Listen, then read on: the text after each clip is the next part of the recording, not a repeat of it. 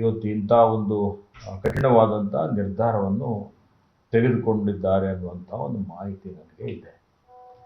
ಹೀಗಾಗಿ ಇದಕ್ಕೆ ಯಾವುದೇ ರೀತಿಯ ಬೇರೆ ಉದ್ದೇಶ ಇಲ್ಲ ಅನ್ನುವಂಥದ್ದು ಭಾಳ ಸ್ಪಷ್ಟವಾಗಿ ನಾನು ಇಲ್ಲಿ ಹೇಳಲಿಕ್ಕೆ ಬಯಸ್ತಾ ಇದ್ದೀನಿ.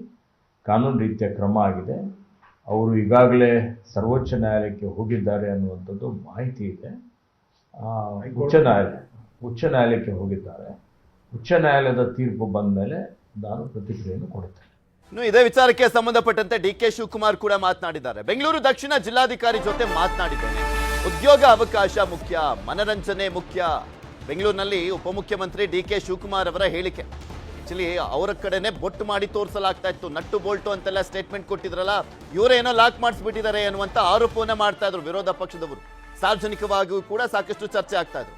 ಏನಾದ್ರೂ ತಪ್ಪಾಗಿದ್ರೆ ಸರಿಪಡಿಸ್ಕೊಂಡು ಅವಕಾಶ ಕೊಡ್ಲಿ, ಒಂದು ಅವಕಾಶ ಮಾಡಿಕೊಡ್ಲಿ ಅನ್ನೋದು ನನ್ನ ಸಲಹೆ. ಸಣ್ಣ ತಪ್ಪುಗಳನ್ನ ಸರಿಪಡಿಸಿಕೊಳ್ಳಿ ಅಂತ ತಿಳಿಸಿದ್ದೇನೆ ಅಂತ ಡಿ.ಕೆ. ಶಿವಕುಮಾರ್ ಅವರು ಹೇಳಿದ್ದಾರೆ.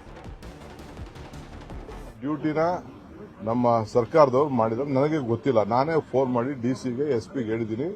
V should not look at we have to look at a law. ಏನಾದ್ರು ತಪ್ಪಾಗಿತ್ತು ಅಂದ್ರೆ let rectified, you have to ಅವ್ರಿಗೆ ಆಪರ್ಚುನಿಟಿ ಕೊಡಬೇಕು ಅಂತ ನಾನು ಹೇಳಿದ್ದೀನಿ. ಇಷ್ಟು ಮಾತ್ರ ಗೊತ್ತು.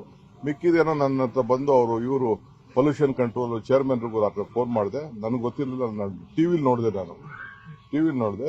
ಬಿಗ್ ಬಾಸ್ ಆಗಲಿ ಯಾವುದೇ ಆಗಲಿ ಎಂಟರ್ಟೈನ್ಮೆಂಟ್ ಇರಬೇಕು. ಪ್ರೈವೇಟ್ ಅವರು ಇನ್ವೆಸ್ಟ್ಮೆಂಟ್ ಮಾಡಬೇಕು. ಏನೋ ತಪ್ಪುಗಳು ಮಾಡಿರ್ತಾರೆ, ಬಟ್ ಅದನ್ನು ಸೆಟರೇಟ್ ಮಾಡ್ಕೊಳ್ಳಿ ಅಂತ ಆಪರ್ಚುನಿಟಿ ಕೊಡಬೇಕು. This is my suggestion to them. That's all.